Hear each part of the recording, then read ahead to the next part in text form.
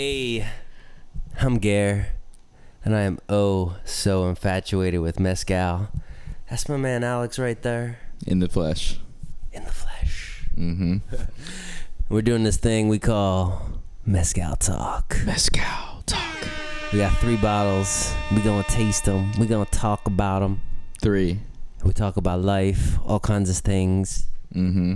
We got weird, dope movies in the background. Vivarium. Vivarium. Yep, we got Vivarium Yeah, this this month's time. choice, or I don't know why I said month. It's just this shows, times, periods. It's calling choice. for it. It's a weird one, man. This movie is so strange. Vivarium. Yeah, I dig it. I think the first time we seen it was probably like 6 months ago, in the beginning of quarantine, maybe. Yeah, it was definitely towards the beginning of quarantine. For Yeah, sure. I don't remember if it had to have been after, like once it was fully locked down, because we started binging. We started going ham. The couch on, was there. The TV was here. Oh wow, yeah, it's so weird to think about. It was early quarantine because we didn't rotate the living room 3 times yet out of boredom. Yeah, this is like the 7th one. I think when we started conceiving the idea of the podcast, I was like, yo, let's try the living. This configuration definitely motivated simply by podcast accessibility, camera use, angles. It looks good on camera, but you should see it from it's a little funny as a living space, but Yeah. you know, we don't care. Nah. We don't. We're not we like. enjoy it. Yeah. We're not the most high maintenance guys. You know, real talk. Definitely not. Fuck yeah, man.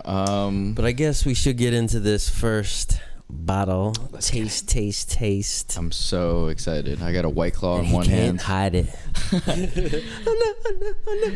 I can't hide it. And I just can't hide it. Sing it. I'm about to lose control, and I think I like it. Oof. Yeah, y'all don't want to see him lose control. Yeah, man. Yeah.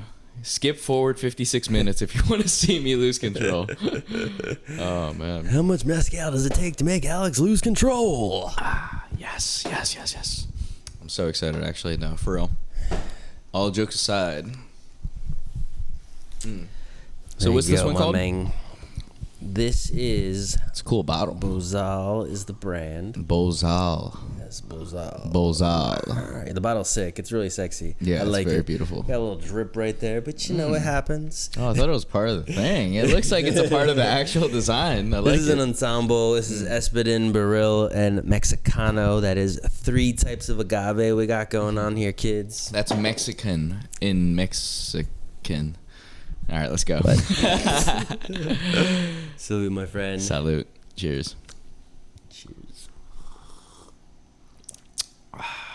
Man, that's good. That is very Tasty. good. It's very light. Yeah. Dude.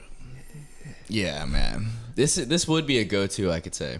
Yeah, this is something I could drink as like a I'll say an everyday bottle. Yeah. Pounding it out every day. Yeah. I mean, I would, but Yeah. You got one of things my to do, one of my you know? life goals is to somehow figure out how to replace the water in my body with mezcal. Oh my god, dude,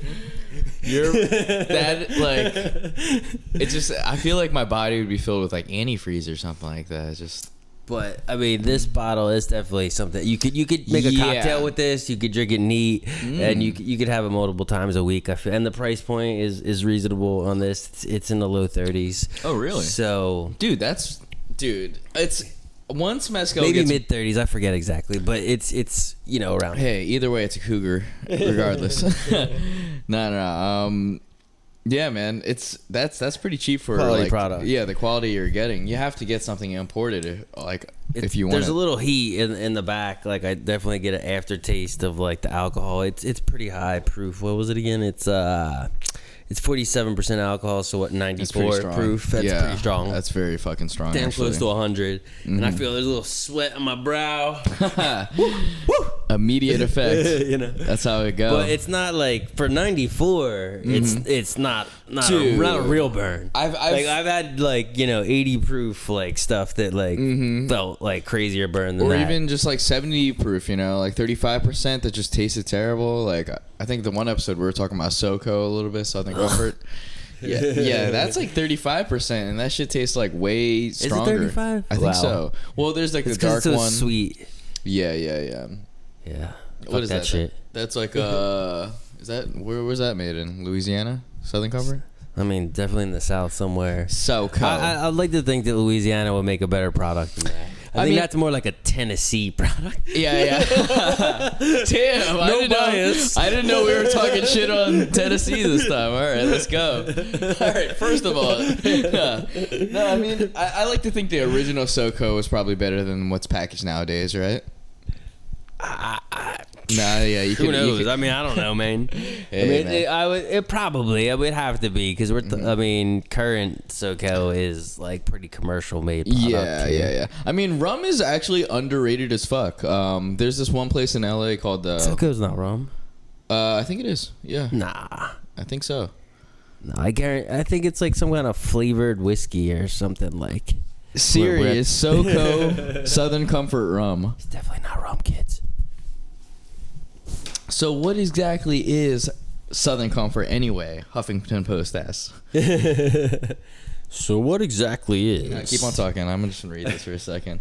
It's we're at a real estate agent over here. We got Suburbs popping. We got Vivarium. It's surreal. I love surreal things. Yeah, man. I'm not gonna read this because that is not great for the listeners. But it is the Louisiana. bottom line.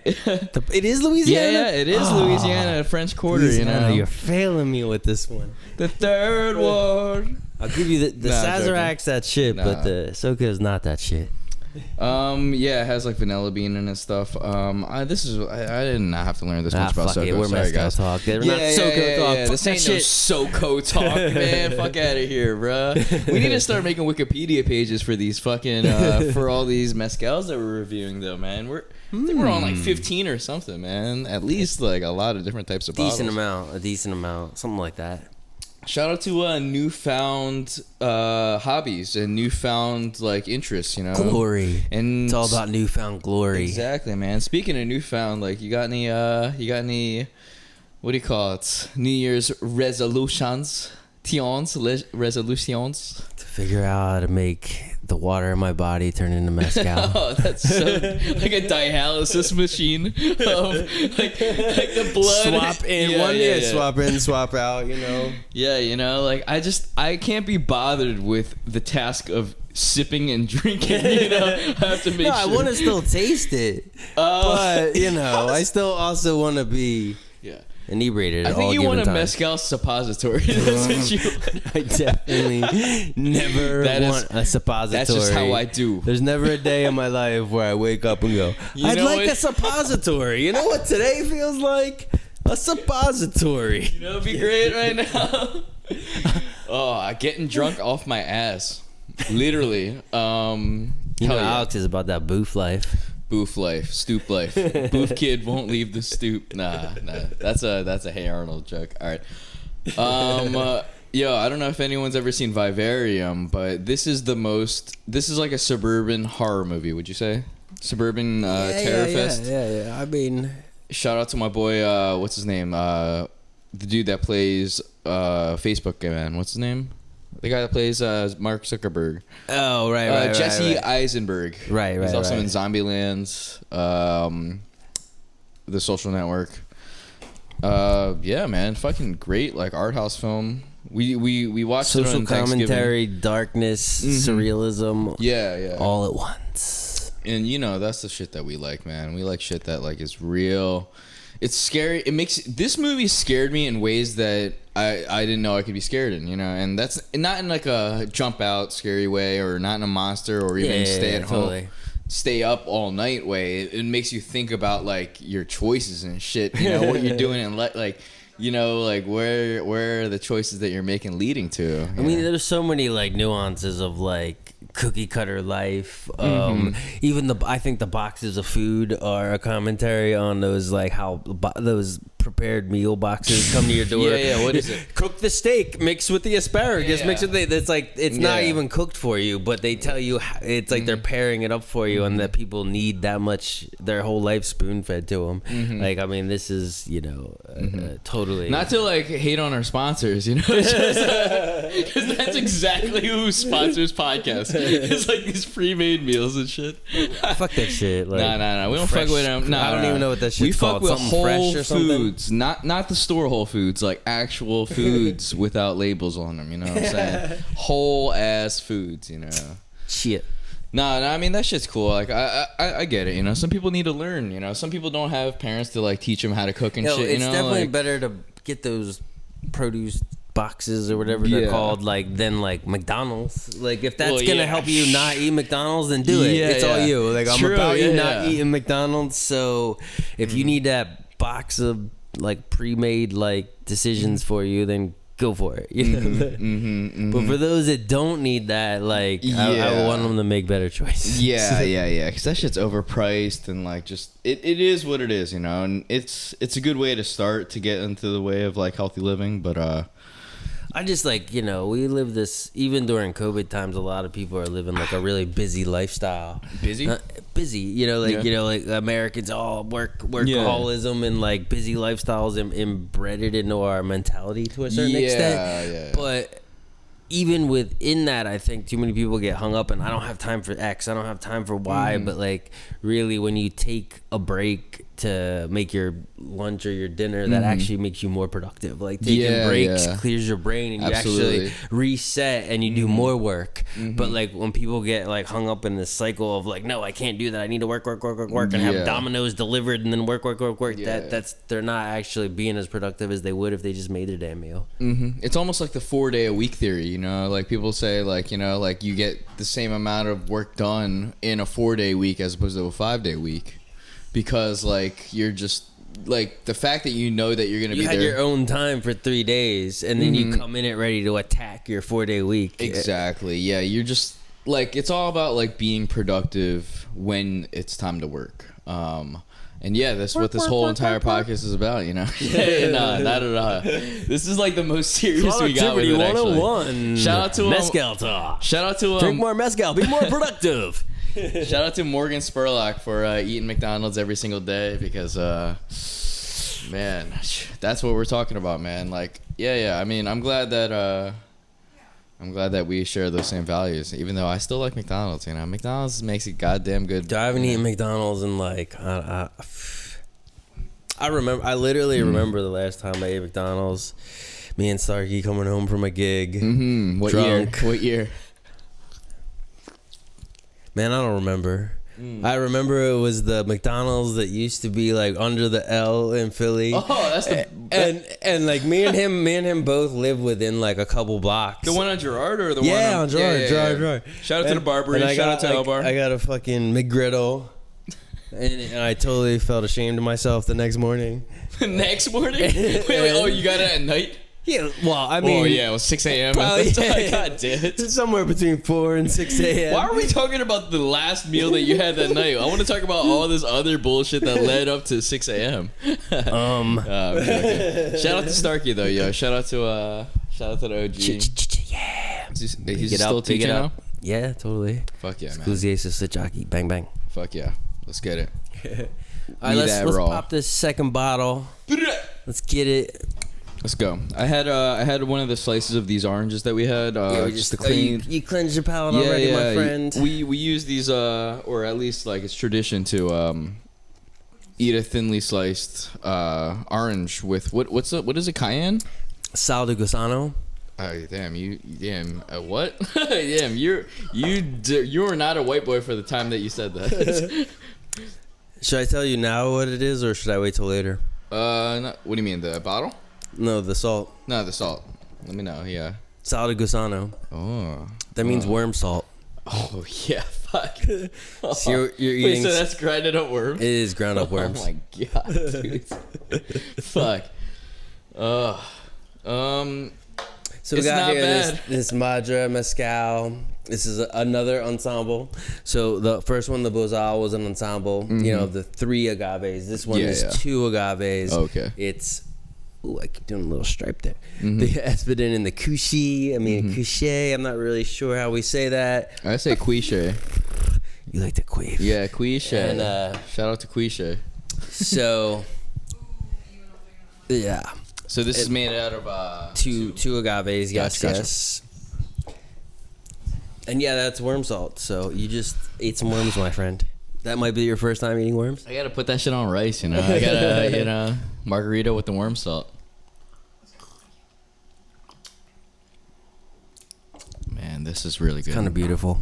It's very good. It has a little bit more of action going on initially. Like, it has a little bit more, like, sting. But not, like, sting. It's just, like, effervescent, like, right away. At least for me. Yeah, I mean, maybe the first. I mean, I feel like it overall. I mean, this one it's is more mild overall, though. I would say 45%. So it's 90. So it's less alcohol than the Bozal, but I taste a less alcohol burn. I don't get the aftertaste heat that I get on the Bozal, but it does have a little sharpness at first. I mean, 90 is still like a fair alcohol percentage. It's a decent amount. Yeah, it's a lot actually. I mean, but it's definitely, to me, it's vegetal. It's a little more vegetal than the other one. I think it may be from the Kushi, the green pepper, the vegetal vibes. It's a little bit of sweetness. It's one of my favorites right now. It's just interesting how, like, mezcal, like, the taste of it or the alcohol content of it doesn't determine the taste of it at all. Like, at all. You know, right? Like, there's like a good, like, if you tasted a 90 proof vodka, we'd both be here like, shit, bro. Yeah. Well, I mean, a regular vodka, you know, like 80 proof, and it's like not good quality. Like that, yeah. I mean, all of mezcal tastes weaker than standard vodka.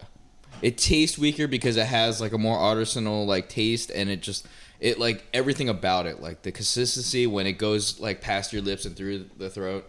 The actual everlasting taste from the 20 seconds that you have it, like, you know, it's an actual experience. It's like, and a lot of it, like this one a little more so than that, but like a lot of them have a certain viscousness to it, like a thickness. Yeah, so it's yeah. like a good whiskey, a good tequila, a good mezcal. They're supposed to be a little thicker. It's not water. It should be a little thicker. It sticks on your tongue, and that lets the flavor like linger. Yes, and that's part of the beauty of it, you know. But like, unlike whiskey, unlike gin, or unlike rum, the burn almost like removes the idea of viscosity. Like, so because you're banging back a shot and it's burning, and you're like, we're from America and we're used to taking shots, we don't really feel the liquor. You don't feel how it feels and how it like pours past your tongue, and that's what determines the viscosity, right? It's like whether. Because a lot of liquor is like light. Like if you leave liquor out, it just evaporates, right? Right. Yeah. So the viscosity means it has a little bit of weight to it. Yeah. For a liquor, right? Yeah, totally. Yeah, and it's just, I don't know, man. It's just, I don't know. I'm rambling a little bit right now, but man, I mean, I think it's because of the sugar content too, and the agave and the more naturalness of it than some other spirits that we drink. That you're getting that thickness from the natural like agave syrupiness. Yes, by nature of it, not because it's added. But it's in not afterwards. like syrup, but like in a very low level, there's like that thickness. On your tongue. Yeah, because vodka's made out of potatoes, right? So, grains more, but potatoes or grains. Oh, okay, gotcha. But like when it's made out of agave, it's more syrupy by nature, right? Probably. It's like, because I would think there's no potato sugar. There's starch sugar, yeah. Yeah. It's all sugars, yeah. I mean, liquor comes from sugar. But you're not like adding potato sugar, starch sugar to your coffee. Like you could add, agave, but by nature, it's like a sweet thing. Yeah. So.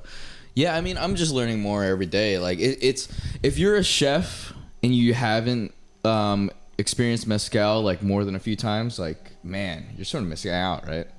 Like, as a chef, like if you're like, there's so many people like doing, and I even like, because I'm so nerded out on it, like I'll stumble on things that happened last year, you know, especially because of COVID times, you know, like I'll stumble on tastings and pairings. Yeah, but this ain't a genre of music. This ain't no like punk music. No, but I'm saying in the context of like something that happened at a restaurant that I can't go to anymore. There was like a cheese and mezcal pairing. Like people doing things that traditionally might be considered a wine type of scenario, where they're pairing a wine with a dish or a wine with a cheese, but people are doing that with like mezcal because the flavors are so unique, and you can get like a green pepper vegetal flavor to go with X cheese, you get another super smoky flavor to go with a creamy cheese, you know, you can get these like interesting pairings that are going on, and I mean, there's like that's becoming like real trendy in like in the food world, like prior to COVID. Like there was a burgeoning thing going on of pairing and tastings with mezcal and foods, and I think that's hot. Like I wish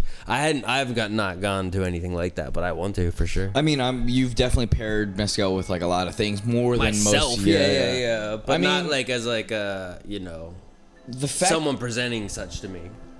Oh yeah. Like they focused grouped it and a bunch of stuff and stuff like that. Yeah. I mean, there's smoked Gouda, which is crazy. You know, there's shit like that. You know, Fucking love smoke. I mean, I like smoked shit in general. It's not like a big surprise to myself that I like mezcal, because I do like smoked Gouda and smoked mozzarella and like smoked turkey, and like, you know, I like those. That smoky vibe is definitely in my world.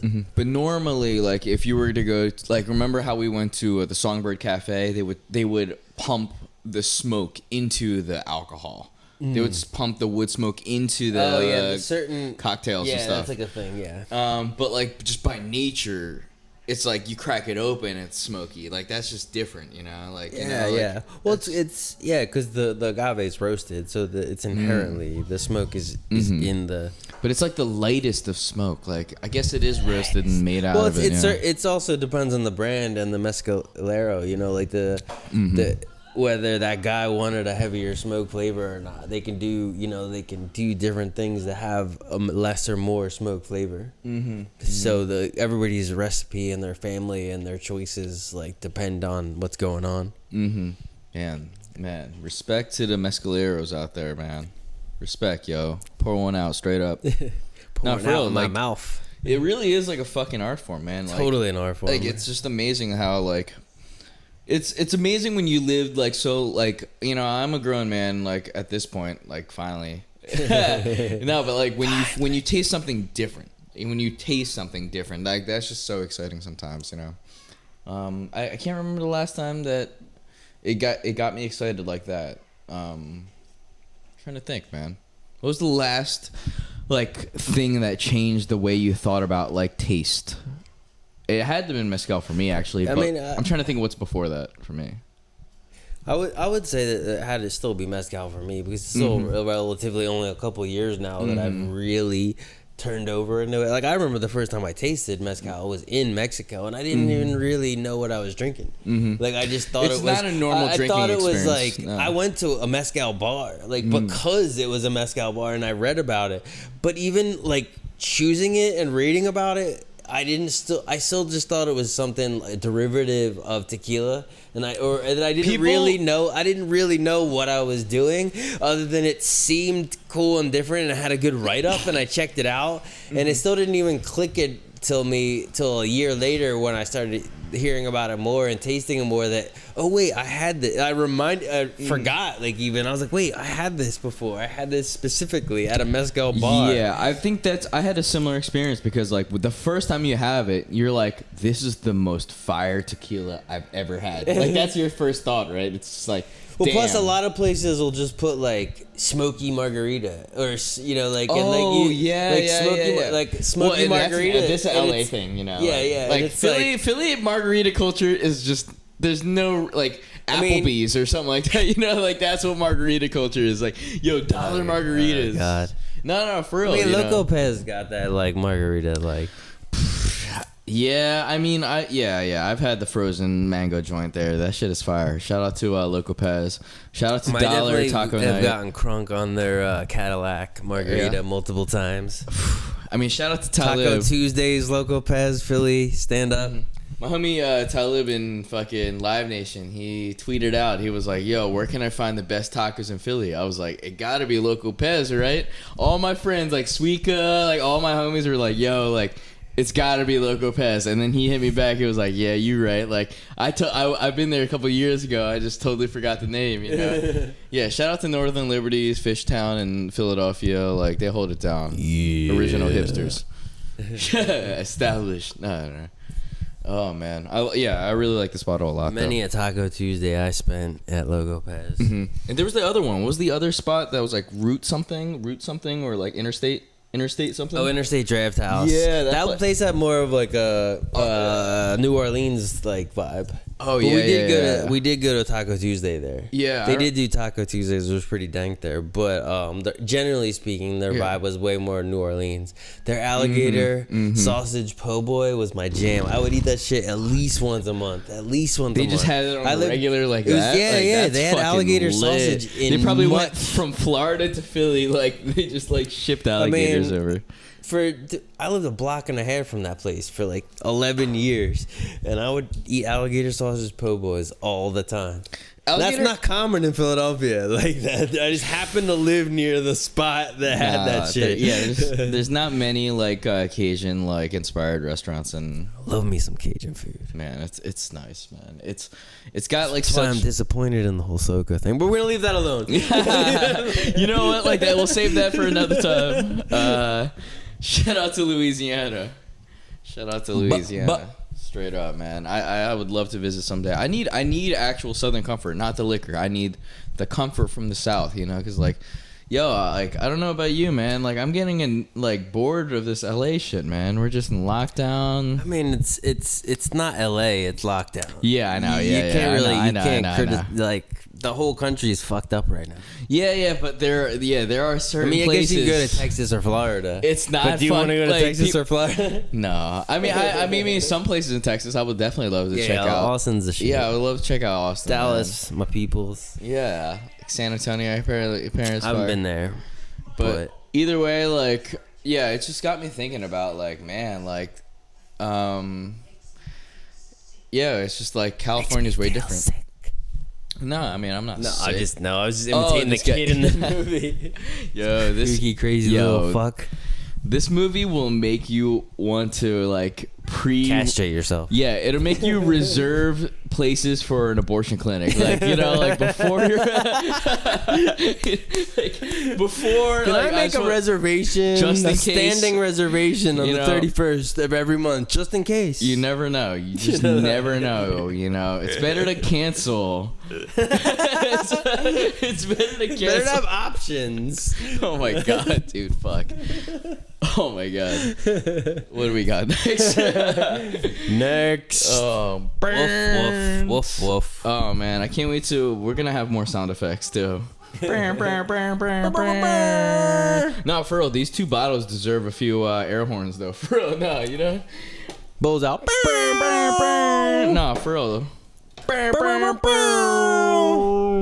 Yeah, no. I honestly feel like you are a little more into these bottles than some other. I mean, there's plenty of bottles that you've enjoyed, but as a 1-2, I feel like you're pretty happy with these back to back. I'm very interested in. I'm not gonna make any comments because I don't want to create any bias. Yeah. But I'm just gonna say that I'm very interested by your happiness there to see where you go on the third bottle. Dude, I can't wait. And it makes me think about like mezcal in a weird way because like there's so many different types and sometimes it's not good to drink the different ones back to back. The ones that are completely opposite from each other because like it really is like a spectrum, right?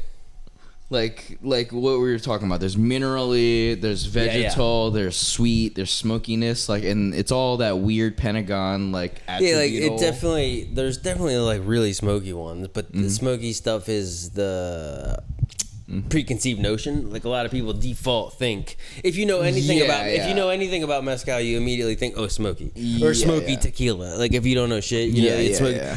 But only certain ones are really notably smoky. Other ones, it's a hint. Like there's barely any smoke in that. Like or even the first one as well. Yeah. A little bit more to me. A little bit more there. A hint there. You know, like some are barely smoky, and some are like that mineral clay vibe is yeah. And it's about what they're distilled into because the clay vibe is because they're distilled in clay pots, whereas a lot of other ones are distilled in copper pots. So the copper doesn't employ as much flavor, whereas the clay is very porous and gives off more like flavor. I would have thought that the copper would have gone a little bit more ham, but I guess not. Copper goes ham. Damn, man, they got the receptacles made out of copper like that. That's crazy. Yeah. I'm oh man, I hate quoting things wrongly, so I'm not quoting this, but I'm No, pretty I mean, we sure can that follow the up, copper you know, pots like- are what they call like the Filipino style. Oh, I because see. there's a few different styles that the Mexican distillation processes come from. Some of them are from Spanish, like when Spain conquered Mexico, they learned some techniques from them, and some of them somehow they've got some are Filipino style. Obviously, Philippines didn't conquer Mexico, but there was some I don't know where it came from, but there was some intermingling, and there's certain distillation processes that are based off of Filipino styles, and I think it's the copper pot, but I could be wrong. Yeah. But I mean, all that stuff, like all those choices, is part of the reason why there's all these different flavors. You know, like if it's gonna be in this kind of, where the agave is grown, what kind of distillation container it's in, how much roasting it is, what kind of wood was chosen for the roasting. You know, like all that stuff imparts flavor, and all these choices are why all these things taste so distinctly to us. Yeah. No, exactly. It's like, it really is like a baby where like all the little, like everything matters. Everything matters. And it all turns, like, it all like comes to our doorstep, or wherever you buy the bottle, you take it home, and it all translates into the experience that you have. And what's crazy about it is that like the first taste that you have is always different than the second taste. So like, well, they say that the first taste, and this wouldn't necessarily be ones we've already started drinking, but like they say, like once you're like starting for like the day or whatever, like the first sip of the mezcal opens up your palate, because it is, when we're drinking neat, it is straight alcohol. You know, so your palate isn't necessarily ready for straight alcohol. So the first one, they say, just opens up your palate and gives you the little burn. You're not actually getting the real flavor on the first one. So once you've had that first couple sips, then you're actually ready to taste the agave and taste the nuances, because your palate is ready. Like, okay, now I'm drinking alcohol neat. You know, like, you know, like you shocked me, and then like I'm ready to actually taste the nuance of like what's going on with the agave and the flavors of the juice. dude, there's so many factors to it. It's like the first one like washes down a lot of the oils that are on your tongue, probably because of the liquor and alcohol in it. And then what's crazy is the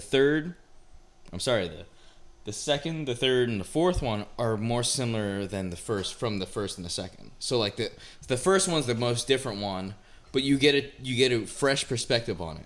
And then the second or third one are very similar to each other, but different from the first. So it's just like the fact that like you put in the amount of effort to like turn it into a appetite and a more of like a taste experience is what separates mezcal from most liquor, I would say.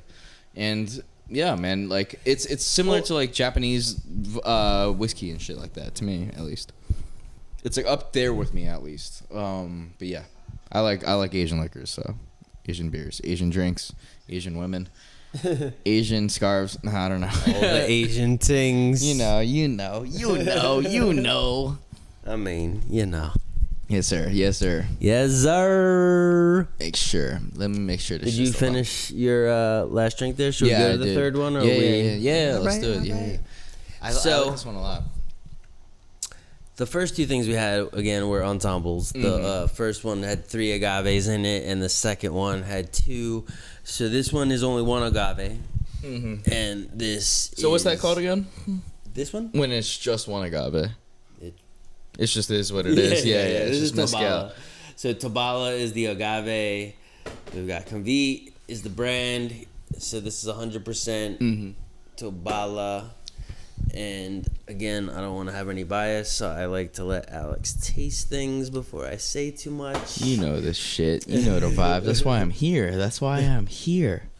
No. Yeah, another 20 minutes. Woo. Oof. Dude, I love this movie so much because it's just like the degradation of like a couple. Yeah. And like, god damn, man, it's just like, it tells so much about like the human nature of people in such a surreal story. Okay. It does. Here you go, my friend. Shout out to Let's Tobala. do an orange. Let's clear our palate. Good call. Good idea. I love this worm shit. I've never had it before, but I love it. Yeah. I mean, it doesn't Taste like tastes shit, like yeah. seasoned salt. It is what it is. It's like there's some chili de arbol in there, I think. I mean, orange is like, it's hard to fuck up an orange. Worms must taste like shit if you fuck up an orange. To be specific, this is not just like rando worm. Yeah. This worm is agave worm. It's the worm that comes out of the agave when it's like fucking like rotten and shit. Yes. Gotcha. It's a maggot from. So it's like part of the process. So it's actually like. To them, so it's sort of crazy. 360. It's like it 100% is 360. It's like yes. So it's like oh my god, that's crazy. I had no idea. That's so wild. It makes it cooler, right? I mean, like they just utilize everything. Even like the bad agave, they turn it into like an experience.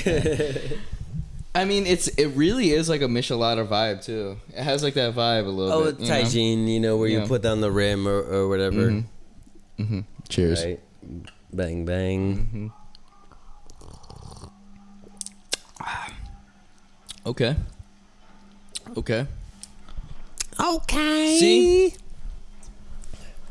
man, this is mezcal. Like, if you were to give someone mezcal, like this is the first one that you should give them. I think it's just like it has burn, but it's not lasting. It has the taste, but it goes away quick. And it has body to it, but yeah, it goes away quick. Like the other ones lingered, but like it didn't have as much body. Like it's so strange how like this one to me, like the main word that comes to mind when I drink Tobala is like soft. Like it has a softer flavor than other mezcals. It's definitely in the mineral clay vibe of things. I don't actually know if this one was distilled in clay or not, but like to me, Tobala always has like it's a more minerally soft vibe, Yeah, so these adjectives that we're using, it's strange because like soft is like it doesn't mean like it's necessarily the opposite of hard or anything. It means that it tastes there's something like plush about it. It's like in your what, tongue, it's soft and like pleasant. Yeah, exactly. What I feel within the first second of tasting it is one sensation. And then the seconds after the initial taste is another sensation. So it could feel soft in the beginning, and then it could feel there's a little smoky. alcohol in this one. You get a little alcohol. I would say that of Tobalas that I've had, this one has a little bit more burn, a little more heat on the alcohol than average. Most of the Tobalas are a little all-around softer. I see. And I mean, Tobala's high end. It's the minimum age on a Tobala. It takes 12 to 15 years for a Tobala to grow. Sometimes it could take up to 30 years for that plant to grow. Wow. So Tobala is a type of agave. Yeah, Tobala is a type of agave. It grows on like the side of a mountain. It's super rare. It's higher end, only on the level that it takes so many years for it to grow. So there's less of them, and less of them to harvest and make the stuff out of. So it becomes more expensive of a product. This is this was just under 70 for that bottle. Really? And that's a cheaper bottle. Most Tobalas easily over $100. So are ensembles generally cheaper? No, It's just it is what it is. Yeah. Espadin is generally cheaper. Okay. So there's Espadin, there's Tobala. There's like 30 different types of those agave. are both different types of agave, right? Yes, so yes. Espadin and Tobala are very, very, Espadin very is common. like the most common one. Yeah. Espadin is like the most common. Most mezcals that most people drink are Espadin solo. Everything that you would drink in a cocktail, any smoky margarita, any of that stuff is Espadin, hands down. Yeah. Most widely distributed mezcals are Espadin only. But what's crazy is like mezcal's not mainstream whatsoever, so they're not getting these crazy factories that are just like getting boxed up in trucks and I mean, then just going there's crazy. a few mainstream mezcal brands, but they're still not mainstream on the level of like Smirnoff. But they're still using the same like recipes, like in the same agave like more or techniques less. and stuff like that. You know, they're even the mainstream brands are fucking legit. Yeah, they're not yeah. Shout out some. Yeah, what are some of the mezcal most brands don't do what we would consider industrialized processes. Oh yeah, industrialized, like it's frowned upon, and it's not what's considered real mezcal. When there's it's also the frowned industrialized upon from processes. like, yeah, it's very frowned upon just in general from like people that make liquor too. You know, like people. I mean, like my dad has this one friend named I forget his name. Fucking Bill. And fucking, he makes his own liquor as well. Shout out Bill. Yeah, shout out to Bill, man. You got me on some fucking sour apple whiskey. Like, you know, it's like these motherfuckers that actually make liquor, they don't fuck with that shit either, you know? Whether it be mezcal, whether it be rum, vodka, or anything. They just, like, the people that started, like, the reason why this shit started, because it came from a craft. And then, like every art form, craft gets bastardized, right? Man, For sure. It's like mezcal is like that new music that is just so pure and so beautiful with such a rich culture that hasn't been like hit by the devil that is the music industry yet, you know? More or less, for sure. And they got like good gatekeepers around it to like make sure that shit's popping, you know? Like, there's a lot of like really solid people, and also like if there isn't gatekeepers and there isn't people trying to maintain a certain thing with mezcal, it'll simply go away. Like when something like Tobala only grows from 12 to 30 years, if it's over harvested and if it's hoarded out and not, you know, replanted and done in a way that's sustainable, then it'll simply go away. It literally will, you know, like when there's something that takes that long to come back around. So there is a lot of like really conscious people that are trying to make sure that like the product stays around for the culture, as well as having a product to sell and like keep those people having inventory, you know, and like sustainable lifestyles, you know. Dude, it takes time to grow that shit, man. It takes like a long time. It takes like the same amount of time it takes. I mean, and that's like I say that one is on average 12 to 15 years, and it goes up to 30 years. Up to 30 years. There's other ones that like are 30 years, period. It's not up. There's other types of agave that are 30 years, period. Not up to 30 years. 30 years. Just like it is like, what it is. You know, like, yeah. So, in like that shit costs money. Like if you want to taste that shit, there's literally 100 bottles of something. You know, like literally. That's beautiful. Like Tobala's like.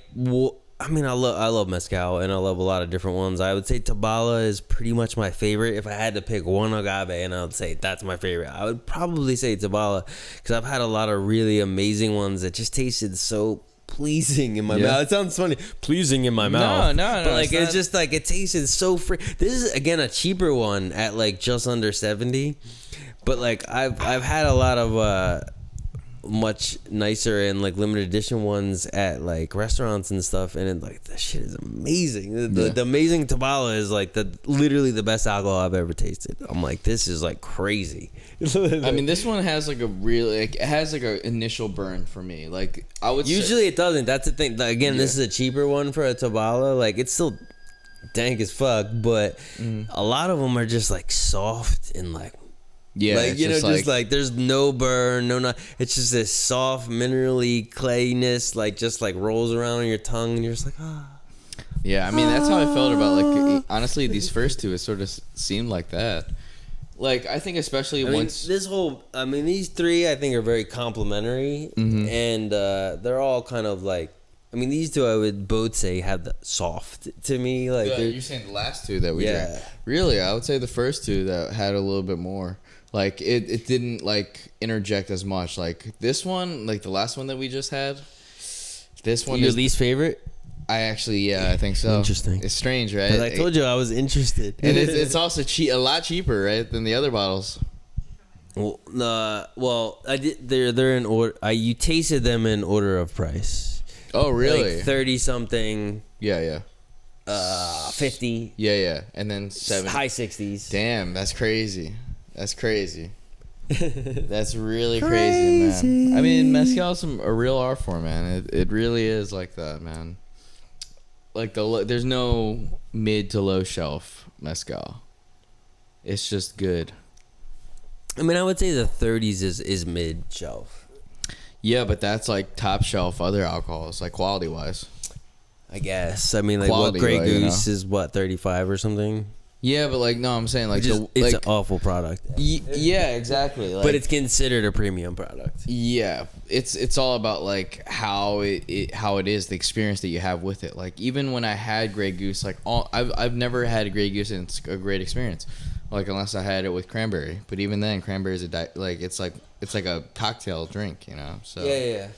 Well, the thing is that you're actually literally paying for a premise and an impression and a blame it on the fear, goose, you know. Like, but that's like you're buying into like the marketing and the social image of what's going on. Whereas Hennessy, with this, the stuff is priced literally by like how rare it is and how like how much that agave like took longer to grow. Like it's not like they're not trying to make sense. The ones that cost more aren't because they're trying to be like fancy. That's not trying to be Patron. You know, that's it costs more because that literally costs more. Yeah, like it just costs more. It's not. It takes longer to grow. It takes longer to harvest. Like whatever the situation, it just costs more. Yeah. It's not like they're trying to ball out and be like, "Yo, we're this." You know, like no, it just costs more. Yeah, and they're not injecting value into it. It's just innately valuable. Yes, it's innately valuable by like the raw materials it takes to create it. Yeah, it's like jet fuel. Avocados cost more than broccoli or like whatever. Like it's like there's less of them. Like guacamole is innately more valuable than like certain other dips and stuff because of like what it's made out of. And like it's top quality stuff that it just simply costs more. It just is what it is, man. Oh, this kid is fucking screaming. Yo, yeah, like if I ever wanted to punch an 8-year-old in the face, like, I mean, most of the time, I've never usually ever felt like I wanted to punch an 8-year-old in the face other than this kid. Oh man, Mark Zuckerberg is about to smack the shit out of this kid though. I'm gonna drown you in that milk, boy. God damn it, boy. Alright, fair enough. So I guess now that you have tasted, you need to pick a favorite. I know. Right now, it's very strange to say, but I think it's the consecutive order. It's from first to last, which is the price range, the lowest to highest. He's a cheap date, my friends. I'm a cheap date, but like I know I'm a sucker for a good product. At the end of the day, you know, like $35 to $40 for that first bottle. What is it, Bozal? Yeah, man, beautiful bottle. First of all, all, like aesthetically, it looks beautiful. Peach colored. Yes. It's very smooth. Yo, let me get another sip of the Bozal. For sure. Bozal sounds Italian. And you had it in the same colored Jacaras. Yeah, because I like to match like that. I think this is my favorite though. Like I don't even really need to taste the other ones. I knew like it's just it to me this is the softest one. It's soft to me like oh my fault. Like it's I don't Yeah, man. Like cuz he likes it. Mikey, he likes it. Because it's so hard to describe the sensation of like the sip because there's so many things running through your mind within like a second and a half. It's like this one, it's just it has like a quick like burn, but then right away it's just Flavor Town. Welcome to Flavor Town, you know. Shout out Guy Fieri. Shout out to Guy Fieri. what were we watching the other day where he was showing like those Asian, like the whole Asian restaurant and shit. I mean, like, what else would you be watching that's Guy Fieri? No, I know. Triple D. What is it called? Diners and some? Diners, drive-ins, and dives. What a great man, dude. What a good guy. There's been no other man with bleached spikes with a that has been as good as that man. With a flame Hawaiian shirt.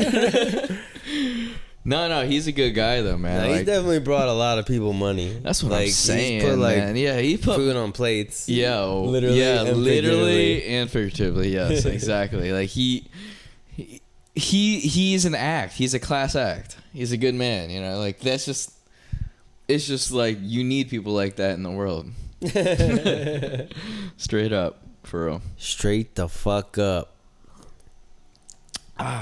Dude, it turns into juice at a certain point. That's a mezcal is called juice. Like in Mexico, that's like a thing. Yeah. They call it the juice. Like, but at a certain point, like this certain mezcal, if you drink it like a few sips at a time, by the third sip, there's no more smoky flavor. It just turns like it's like an easy pass, you know. You just don't you don't pay the toll anymore, you know. You just go straight, you go straight through, you know. You know, you go wherever you need to go. You need to get across the bridge. You're good, man. The second time you do it. What is it like in Jersey? You don't pay to get in, but you pay to get out of Jersey, right? Right, yeah, you pay to go into Philly. Yeah. Because everyone wants to get the fuck out of Jersey. That's why. Oh, I'm sorry. I've been hating on Jersey my entire fucking life. I spent a lot of years hating on Jersey, and then when I traveled the country more, Jersey's so I rescinded diverse. My feelings. Yeah? Yeah, because compared to like fucking like Minnesota and like all these bumblefuck motherfucking places in the country, then like Jersey's like Mecca. For how like, Jersey's tiny? It's literally the most densely populated state in the nation. Is it really? Yeah. And by proxy the Jersey motherfucker. The cultural diversity is out of control. Like, no. It is one of the most like it's really culturally diverse. It's got like an industrial town. It's got a hoods. It's got fucking beach towns. It's got like Guidos. It's got fucking like it's a pretty lot of much major colleges. Oh yeah. Shout out to an airport. Was it Rutgers? What else? Like, Rutgers for sure. Princeton. But like Rowan. But like the fact that like it's like it's right. It's pretty much New York. It's pretty much Philly. It's pretty much the beach. It's like everything, all in a smaller state than all the surrounding states. And the Indian food is amazing. There's a significant. That's what I've heard, actually. There's a significant Indian population in Jersey, and the Indian food is out of control. 1,000 times better than that bullshit we ate the other day. Oh yeah, yo, I don't know what the restaurant was, and we're not gonna shout them out. First of all, definitely don't deserve a shout. They did not give us our naan. It was very mediocre Indian food, and they forgot the naan. How do you forget the fucking naan when it's Indian food? Like, they didn't give us the naan, bro. What? And what was up with your what was the squid? The calamari? The calamari was meh. Well, I mean, like the sauces were all meh too. Like I don't know. Like I don't love Indian food. I just like it a lot. But growing up in Jersey, I think I'm spoiled that like there was like sick Indian food. It was like you get sick pizza every other block, and you couldn't get sick Indian food every other block, but you get sick Indian food every like 20 blocks. It was like there was banging Indian food, and like out here there's all kinds of sick food in LA, but Indian food, not LA. I mean, I think there was a spot that's in Echo Park that me and Han went to before, but like for how abundant, like all like, so we live in Koreatown. There's Mexican food everywhere. There's Korean food everywhere. It's just like it's strange how Indian food isn't of the abundance, I guess. It's definitely not as abundant as New York. But Jersey is notorious. Like it's like we're Jersey closer to New York, pretty much, right? Like no, even South Jersey, because I grew up in South Jersey, outside of Philly. Like, really, and there was sick Indian food. Man, sorry. Oh man, no, I mean like Indian food, it's filled with such robust flavors, and it's very vibrant. I can't eat it every day, but I could definitely eat that shit once a week. Probably, I could definitely eat that shit once a week. You know, like. I could, but I would say once a month is more my vibe. But when I have it once a month, I want to like. It's like I want to eat a bunch of things, and I want it to be the sickest shit ever. It's one of those. I want naan. I want fucking samosas. I want all the things. That's what I'm saying. Like the flavors are so robust, where it's like, yo, like. It's like taking acid. It's like, yo, I can't take this shit every week, I can't take this shit every day, but like, I gotta make sure when I have it, I got it, And then, ready to expand my mind. You're ready. This tiki masala will make you change the way you hallucinate on some malai kofta. Oh hell yeah! Oh, that's fucking hilarious, man. No, for real, man. Shout out to Indian food, man. That shit, it's very good for you too. It's actually very healthy for you, and it's very. Shout out chicken korma. Yo, yeah. It's crazy when you could get flavor without saltiness. That's what it comes down to, right? Flavor without saltiness. A lot of herbs and spice blends. Man, mezcal is different, bro. If you guys haven't tasted it by now, give it a go. Give it a go. Find a way to get it. If you're in the East Coast, like, I don't know how you could get it, but there's ways to get it. Ooh. There's definitely ways to get it. Yo, this shit's everywhere, dog. It's at this point, right? Yeah, man. The last time I was out in Jersey visiting my mom, I just went to the fucking liquor store and bought some mezcal. Fuck yeah, man. I mean, they didn't have 20 options, but they had 2 or 3. I mean, what you learn from us, man, like, all and mezcal there's is a handful fire. that are nationally distributed, for sure. And Trader Joe's now makes their own. That's crazy. So you can get it. I mean, it's okay. It's not bad. It's decent. It's actually decent. So I mean, they obviously don't make their own, but they, they source buy it, and they put their label on it, So and it's fine. We'll probably throw it in the mix on one of these episodes. We probably should actually. Like I sort of want to try some stuff like that. We should bring in the SoCo too. I just want to. No SoCo. I mean, nah, mezcal is different. Mezcal is delicious, and like, if you bring it to SoCo will definitely make us have a hangover. Yeah. I mean, that's a wrap for sure. But like, if you come through a party with mezcal, you will be the life of a party. It's just delicious. Well, it gives you a talking point too. Oh, absolutely, which man. helps. When you bring a bottle of Jack Daniels, like there's no talking point. You're gonna talk about how much of a trash you are. Yeah, you're gonna talk about how much of an asshole you are. Right. Talk about who you're gonna fight later. Like, yeah, I can't wait. Let's go. Let's go. But yeah, like you can, at least talk a little bit about, like, there might be a couple people that heard of mezcal, and you can like talk about it a little bit. It's like, it becomes a talking point, and people that appreciate artisanal products, I think that might not even know a lot about mezcal, will appreciate the artisanal value of it. I think it starts off as a talking point, and then you start to realize, like, yo, this shit is different. This shit, it just is different. It is like, the only thing similar to me is Japanese whiskey, not whiskey in general, specifically Japanese whiskey. So it's like the way that I talk about it and the way that I taste it and the reverence that I have for it is that type of similarity to it. And if not more, to be honest, because there's no, like, Japanese whiskey still, at the end of the day, it is whiskey, It's more tastes like scotch, maybe, But, like, mezcal is its own thing. It doesn't taste like tequila. It doesn't taste like tequila at all. Like, I still can't believe people, like, latch onto that as the first thing. I get it. I understand it. But, like, it doesn't taste like it, Yeah, it doesn't taste like it at all. Like, at all. Like, I don't... Like, tequila, I'm looking for the lime right after. You know what I'm saying? Like, there's a combination. But, like, this... I mean, there's some tequilas I really love and I can totally drink neat. But, honestly, I used to like tequila... And that was what I call the gateway drug. And, Yeah. But as soon as I and I was starting to, like, get into, like, nicer tequilas and this and that. And I still do like some of them for sure.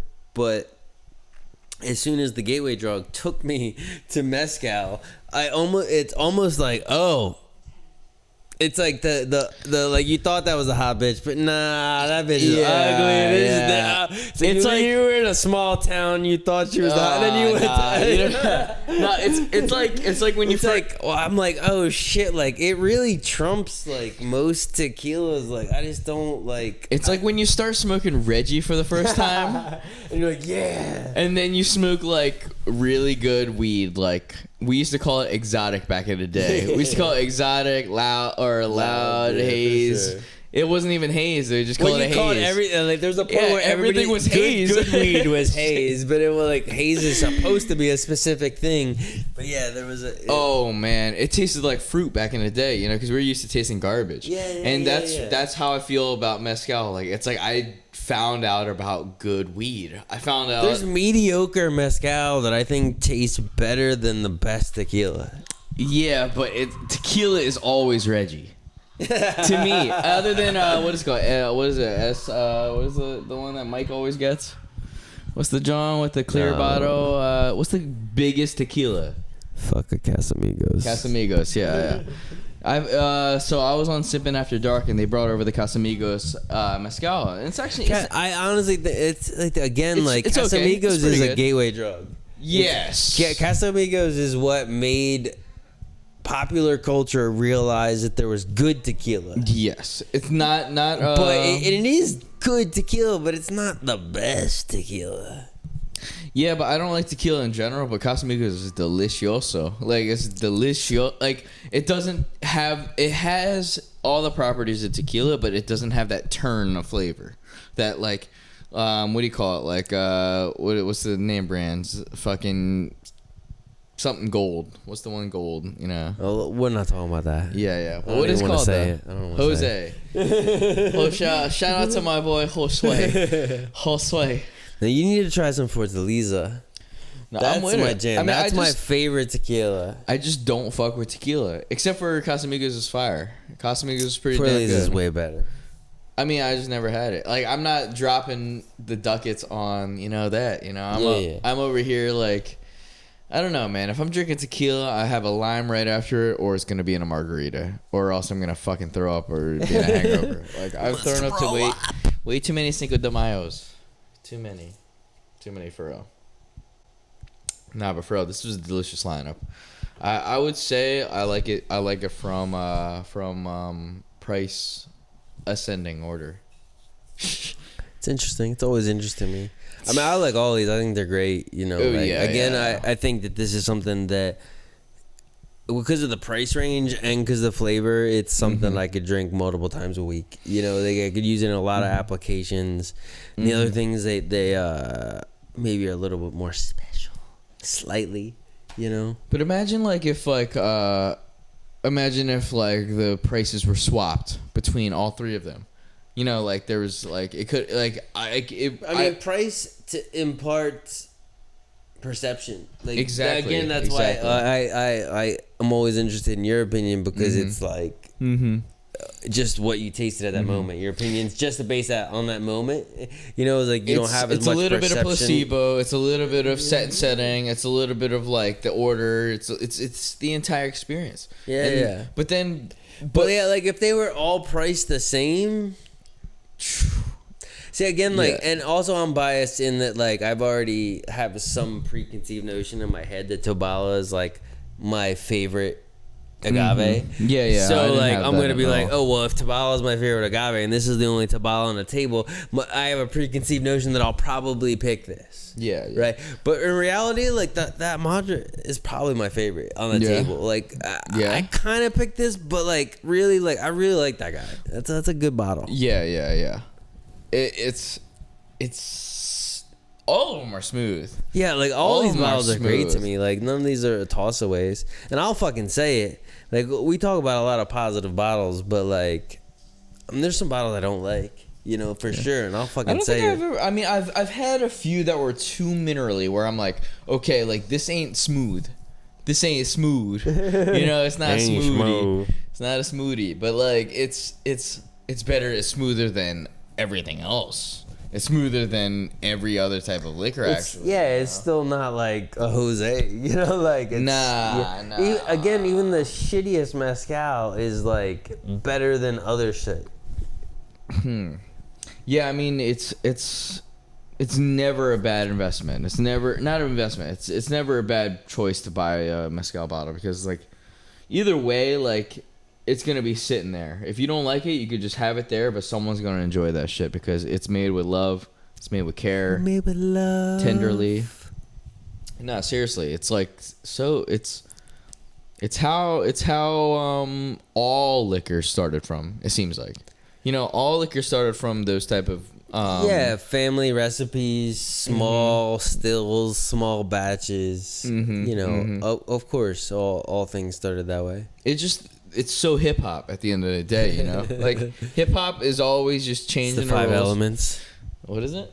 The five elements of hip hop. Nah, I don't know about that. Oh, what? So we got MCing, b-boying, DJing, graffiti, and just lyricism maybe. Like MCing is different than lyricism. I don't know. Producing? I don't know. Yeah. You know, right outside. Hey, shout out to the five branches of the government. No, man. This was another good episode though, for real. Man, fuck yeah. Pull it. We're like digging to China right here. Yeah. We're in the middle of Vivarium, but I'm pretty sure it's towards the end. Yeah. It's got a wild ending. I don't 100% remember how it ends, but I think you guys should check it out for yourselves though, because recommended. Yeah, I mean, Mezcal Talk recommended. Dude, those are the number one recommended. They're all I would say they're all at least 7s. Every movie's at least a 7, if not like 8, 9s, or 10s. True. This is probably 7.5 for me, 8. But in a great way. Like, this movie probably costed not much to make at all. No. And like, like the story and everything just did that. If they would have had the budget and like, I mean, it's still like there's some decent budget going on with like how they made this like cookie cutter like little like they had to make a real set here. This isn't just like fucking like computer animation or whatever, Nah. There's a decent amount, but it's just like it's still relatively inexpensive compared to other things. Yeah. Limited actors, limited sets. But even like independent films and stuff, there's very, very, very few independent films that like blow your skull away, but also are above an 8. You know what I'm saying? That are like, if it's an independent film that's above a 7, it's still incredible to me, because it's just like they didn't spend that much money. And this one in particular has a very unique flow and perspective. There's been other movies social commentary on cookie cutter like suburb lifestyles. It's not like they're not tackling a topic that hasn't been tackled, but the angle and the way that they're doing things is certainly unique. The sequencing of the scenes and like. It's their perspective and the viewpoint is and it's telling the story from facial expressions and just like things that like it's just like very subtle nuances of being in a relationship and feeling that you're trapped in like a certain but the limitations put a lot of emphasis on the people. Like the actors have to be really good. Oh yeah, the actors have to be really good. The actors have to be really good. The director has to be really good. The cinematographer has to be really like the key people. The story has to be good. The actors, the director, those key people have to be better than average. Dude, because there's a limited focus. Dude, the entire team is less than 12 people probably. It's like it's definitely less than 12 people just in general. Like. Yeah. It's just it's inherently social distance. Yeah. yeah. I mean, I'm excited to see like the new like in the next 2.5 years. There's gonna be some very interesting films that come out because of the very small like sets. And I've always been like I don't fuck with the Avengers. Whether it be the forced production value or the forced concepts, the concepts that people that are conceiving things now, they might actually produce it non-COVID times, but the concepts are coming to them in a way that they wouldn't conceive in a if it wasn't COVID times. So both the concepts and the productions are going to be pretty unique to this era. The limitations will just breed like creativity for at least the real artists, because artists will create regardless, like if I honestly think that limitations make artists better. Yes, I think so too. If you give too much freedom to the average artist brain, and this is me speaking as me, like the average artist brain like is all over the motherfucking place. Like you give me the whole room, I'll be all over the room. If you just say, hey, you can do, and I don't want limitations in the sense of like limitations is direction. I want limitations in a scope. Like, I don't want you to say you can't do this, you can't do that. I want you to say, here's the lane, do whatever you want in that lane. Here's the resources that we have. Let's, like, we're creative, right? We're artists, right? This is what we're here to do. Like we rub two nickels together and make $1. Like, that's what being an artist is about. Creating value from brains, from, like, your mind. So, nah, for real, man. I feel the same way, man. That is what determines a true artist, is, like, making something from what you have. You know, like, that's why all my favorite artists, like Kevin Smith, this motherfucker made shit, you know, black and white movie in Jersey, you know, out of, like, a corner store. Like, I like that shit, you know. That's where hip hop comes Tusk.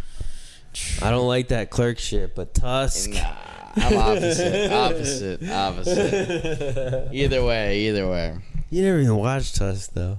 Nah, I'm afraid. He's a skirt. Tusk, that jam. Shout out Mezcal. Tusk is like in the world of this, in my It does vibe. seem like it, yeah. You know, where it's like, it's seriously some different shit. It's like different and surreal and dark and creepy. I saw a little bit of it, and I turned it off. See, that's what I actually didn't like Kevin Smith at all. Until Tusk, and then I was like, all right, this guy's fucked up. I can dig it. Nah, I like his more functional shit. You know? I watched Clerks. I saw that shit. I mean, I like Clerks. I like Mallrats. I like Dogma. I like fucking Jay and Silent Bob. Like, I watched Clerks and I didn't like it, and I decided at that moment, because I was a stubborn fuck. How do you not like Clerks though? I was a stubborn fuck. But I was in college for film at the time, so and Jersey, everybody was so though. hype on it, and I watched it and I wanted to be hype on it. I was like, everybody was hype on it, and I'm like, and I watched it and I was like, really? This is it? See, like, when I came I was disappointed, and because I was so stubborn at that moment, I was like, I didn't like this, and I told myself. And I was like, I'll never watch a Kevin Smith movie again. Nah. And I never did until Tusk came. I never watched any other Kevin Smith movie. You gotta watch until Tusk came out. And somebody said something about Tusk, and I was like, what the fuck is that? Like, they were describing it to me, and it sounded crazy. And then I read the description, and I was like, this sounds so fucked up. It is that I'm gonna fucked up. give Kevin Smith another chance 12 years later. You know? Nah, we should rewatch Clerks again. Okay, we can do it. I mean, I came up from a different angle. Like, it's like, Well, you're much younger. Yeah, he was the underdog. He went from the underdog to the overrated one to back to the underdog in a weird way. Yeah, for sure. So, like, for sure. I caught him in that down wave of, like, oh, he's back to being an underdog sort of thing, you know? It's like, he got a couple bad reviews and everyone knocked him back down. You probably called him when he was like, this is the greatest filmmaker ever, and it was just like, what the fuck is this movie? He's the next guy. He's the next. And I'm like, but from an this is objective standpoint, like, black and white movie in a 7-Eleven, they're talking about like swapping cum, and I'm like, I love it. I just love it. I love swap and cum. Nah. I love, like, just like the nitty gritty of it. Like, it's just so. I like black and white. I didn't like Clerks. Nah, we gotta watch it again. We gotta watch it again if we could. Yeah. We gotta do it again, and then we gotta do it objective. But either way, like, you know, I get it though. I completely get it. Like, you know, it's nothing that special. If people are hyping it up, it's not that special. But if no one's hyping it up, it's special. Like, if no one's talking about it, it makes me feel like, yo, people gotta watch this. But if everyone's talking about it, then I don't gotta talk about it. That's how I feel about Tusk. Yeah, it was fucked up. The movie's fucked up. It's like some different shit. I'm good. I'm Gucci. No mas, lo siento. Oh, true. Mezcal talk. Yeah, about to be 2021. Yeah. I don't know. I'm not ready. I'm not ready either, man. I mean, it's coming up. Whether I'm ready or not, you know, like, whatever. I don't think I've ever been ready. I feel less than ready only because of COVID. It does. This year's been fucked up. So yeah, 2020 just pulled up and then it's gone. But I'm ready for a new start, though. I'm ready for, like, just like a new presidency. For sure. I'm ready for a new presidency. I'm ready for I guess another lockdown. You know, we're in another lockdown. I mean, we people already are, and then 11:59 tomorrow night we're full throttle. Yeah, I mean, What do you mean? 11:59 tomorrow night. Is that when we start? Oh, Monday is when it starts. Yeah, 11:59 gotcha, tomorrow, all South California. Yeah, if you guys are listening, you're in the LA area. Southern California, Orange County, like everywhere. You probably actually will be already in lockdown right now because we probably won't release this. Yeah, totally. You'll let me know how it's been. Because no. I mean, it's drink some mezcal in lockdown. Like, why the fuck not? Yeah, I mean, yo, I got a tip for you. Especially since this bull really liked this bottle. I mean, I really like this too, but this is his favorite. It's a fire bottle. It's a good bottle. If you're an Amazon Prime member, that means that you get Whole Foods delivery for free. 2 hours. They say 2 hours. It might be 4. But still, relatively quick. Let's say 2 to 4 hour delivery. You can get that bottle from a Whole Foods. So that means you can get free delivery from Amazon of that bottle. Damn, if bro. you're in lockdown, I don't got no better options for you. That's the option. It's not a sponsorship. That's the option. Not a sponsorship. Not a sponsorship at all. Amazon still give us money though. They're like, we want your money. Like, fuck Amazon, fuck corporate whores. But I'm just saying. I'm gonna ask for a sponsorship and say fuck them. Cause fuck that shit. Fuck corporate that's hilarious. whores. Nah, for real. real. But I'm just saying, I'm trying to like hook you up in the listeners quarantine. too. The listeners in a quarantine life, and just trying to be accessible with the shit we're talking about. Some of the shit's more accessible than others. I was surprised to see that bottle on Whole Foods delivery on Amazon. That's where I got it. I mean, that's fire. I got it last week. I was like, oh shit, like, okay. And it's I'm actually happy to see the mezcaleros to like making those deals with Amazon to be able to like get those on the shelves. Well, and stuff, it's Whole Foods is carrying, I guess, the top so many brands right now. I mean, they got. And that was one of the more underground brands, quote unquote. Like there was a couple bigger brands that they had of mezcal, and I was like, okay, I'm gonna fucking order that, whatever. I mean, I'm all about it. It's not too expensive. It's like actually half the price as the other one almost. And that is it's just very delicious, man. And it's hard to really understand what we're talking about until you've actually had a few tastes yourself. Like the first taste, the second taste, the third taste, the fourth taste, then you realize like, okay, this is. I think you'll start to understand, like, there's something different with this. Like, it's not like you're tasting whiskey, you're not tasting gin, you're not tasting any other alcohol. Like, it's its own thing. It's like tasting artisanal sake or something like that, to me. God, this movie's wild, bro. So wild. This ending is so fucking wild, actually. God damn. I'm not going to spoil it. No spoilers. I want to spoil it. I guess like we might not. I forgot about this ending part right here. Will we ever give spoilers? We probably will. No? I mean, inevitably, maybe accidentally. We're not like trying to give spoilers per se. You know? What would you? We just talk shit. What are you gonna give this out of 10? I gave this a 7.5. I think. You're all about this out of 10 shit. Like, 10. I don't really think like that. What do you do? 2 thumbs up there. Ebert, Roger Ebert. What do you do?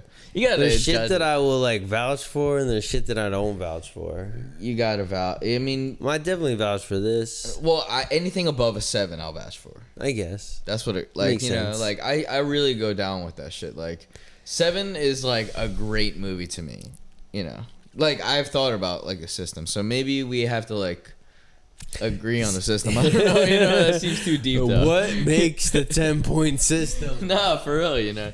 To me, like 10 is like a very rare thing. 10 is extremely rare. 10 is I've only given it out to like maybe 10 movies ever. Probably like 15. I'm a hater, so nothing gets a 10. Nothing? Never? I know like all my favorite movies are 10s. Oh, give me one. Fucking The Shining. 10. Straight up 10. I give you that 15. Yo, it's not even 15. Off the Richter, bro. Off the Richter scale. All of Kubrick movies, pretty much. Almost all of Kubrick's movies. He's giving Kubrick blowjobs out here. Hitchcock. All of Hitchcock's movies. Sucking his cock. Let's get it. Sucking his Hitchcock. Okay. Oh, fuck. I totally forgot about this ending, bro. Dude, like when he gets, I totally forgot about when this he gets one. all like insect-like with his like posture and shit. This shit is brazy. I totally This scene is actually the most crazy scene in the whole for fucking sure. movie. I totally. I went to bed on Thanksgiving when we watched this. I just went to sleep. I think. This is where this is the epitome of surreal, like the surrealist aspects of the movie. This is like the peak of surrealism. Yeah. Well, I mean, throughout the whole movie, there's surrealism, but like this is the peak of it, though. Yeah, this is like fucking like, this is like the duality of like life or something. This is like The Sims. Like I remember when the first time I seen this, I was like, oh, it's The Sims. Nah, I mean like. I take the scale very seriously, you know what I'm saying? Yeah, I mean, it's definitely in that 7.5 to 8 This range, might be 8, actually. And I totally forgot about this ending, though, you know? I like how there's a different boy right there. Is it? Yeah, he's even younger than the other boy. Really? Because the parallel shit. Oh, shit. See? Yeah, man, it's very... You don't have any 10s? Not a single 10? Like... No. Bruh, see, nah. So whatever your top movie is a 10. That's what it comes down to. It's like the 9.5 to 9s is the 10 for you. That's what I'm saying. It's okay, like I guess. Perfect film, you know, perfect films. I mean, Like, life's not perfect. I don't think anything's perfect. I think films are perfect. Some films are just perfect. So, like, you know, some films to me are like from like The Shining is perfect from beginning to end. To me. Like, I remember it from beginning to end, and it just is. There's lots of things I like for lots of different reasons. 8.5 by Louis Buñuel. That's Fellini. Federico Fellini, right? Maybe it's just both of them. Fellini's the Italian boy, right?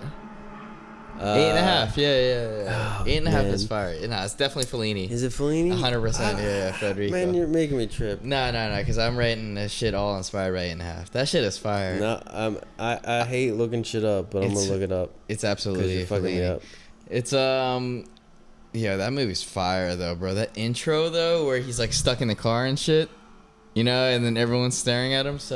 That's the first surrealist. I stand corrected. It is Fellini. Yeah. I had just learned about Fellini. That's why I've learned about him in the past year. I mean, so 8.5 was sick. I mean, there's some other Louis Buñuel film that clearly is in my brain. Well, I mean, Louis Buñuel was Salvador Dali's best friend at one point, and they made Un Chien Andalou, which was a 20-minute short. Which was Salvador Dali's first film ever, and he only made 2 films. But he worked on a lot of films. Buñuel had a bunch of other stuff, like, because Buñuel was known as a filmmaker and Dali was known as a painter, but they were good friends in Spain and blah blah blah blah. But what about like fucking what was it? What was the one? Hereditary. Hereditary was sick. Like that's like 9, 8.5, 9 probably for you. I give that shit a 9 for me out of 10. Like out of a perfect movie, it's 9. That's what I think. Maybe 8.5. 8.5, like 8.5. That's great. No, like yeah. I mean, I think you got to establish your 10 though. I do need to establish my 10. If nothing's 10, then there are 10s. There's things I like. You know, I just like things. Nah, I get upset. I like things a lot, or a little bit, or I don't like you at all. Yeah, I think that. Like, I don't like things that are 5s. I don't like them. Period. Nah, I don't like it. No, me neither. Yeah. You know, like it's. No, same. I might leave it on while I'm cooking dinner. That doesn't mean I like it. You know, like there's. I don't know. I mean, I guess it's. I don't know. I watch things that I don't care about. You know? I try to only watch things that I think will be fucking like above 7s. That are like.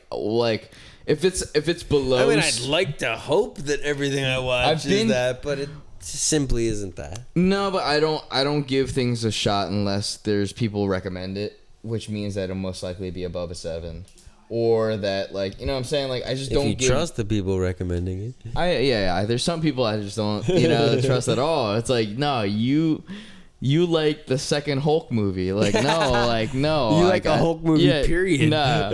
So like. There's certain things but like if 2 people say I need to watch something, I'll give it a go, and I'll still be like this might not be good, you know. I'll still be like hesitant, But if I like it, then I Two love people. it. It only takes two people. Two people. That's the rule. That's the rule. If two people give you the recommendation, 2 friends. Yeah. Well, I mean, like, Two people who you trust opinions. or just anyone. If people are like, yo, you seen this? No. Second person that see, yo, you seen this? Oh, I heard about that. I'll check it out. That's how it goes, you know. Okay. And that's how like Netflix wins, you know. They just make like culture defining shit, you know, and then you have to see it and judge yourself. Especially compounded by, you know, COVID era. Yeah. You know, because it's like, but they've been on that wave. They've been on the wave, you know. They've been on that shit for a long time. So like Stranger Things was a phenomenon. They create trends like that. Trending now. Exactly, like, is it really trending now, or I mean, well, they're the Facebook of streaming, but like, you know, like they're the first to do it. Really, they're the first to really turn streaming into like a cultural phenomenon. Like how when Chappelle releases a special on Netflix, everyone talks about it, or when Stranger Things comes out, Narcos. You know, it's like. They created that. I mean, it's the same with Amazon Prime and like all of them now. Mm-hmm. You know, everybody. They use the memes. They do like, you know, they do all that shit to like turn it into a viral phenomenon. And hey, man, good for them, man. I like long form. Like Vivarium could have been this could have been a TV show. This could have been cool. You know, this could have been stretched out into a whole season. You know, it could still. I hope so. Conceptually, there's all the like cookie cutter suburban themes that could be like exploited, you know. I mean, there could be another family like fucking 10 blocks away. That there could be another episode. I wouldn't watch it, you know. Yeah, like, you know what I'm saying? It could get watered down real quick, real easy. But like the M. Night Shyamalan joint that we were watching, like if they would have if this was the concept, it would have been a little bit better probably, you know. Like this concept is just a great concept. It's just incredible storytelling. And if they did turn it into a TV show, I'd probably watch it. I'll probably watch that shit. You know, definitely. I'll at least give it a shot. Yeah, dude. Yeah, I definitely Especially would, in COVID time. Yeah, for sure. I'll give many things a shot that I wouldn't otherwise. I mean, yo, the storytelling. We out here in Yonder. Over there in Yonder. I suggest everyone to watch this movie. I do give it a 7.5, 8, but that's like a 8.5, 9. You know, it's a good movie. It's a really fucking We're good stingy film. Motherfuckers. Yeah, and like if we said it's good, it's probably good. And anything under a 7, I just don't even talk about it. Like, nah, it's not the move. So like, man, I would just be aged like whoa. Mm-hmm. Yo, watch this film. Let us know what you think. Drink Mezcal while you watch it. Definitely. And we'll probably put out a couple clips before we actually put out the episode. So we'll let you know to watch it before you listen to this episode too. So. Clip. Yeah. Clip. Chia. Clip. Yeah. Clip. Clip. Mezcal time. Wrap it up. B. Bang, bang. Great talking. Thanks for joining us.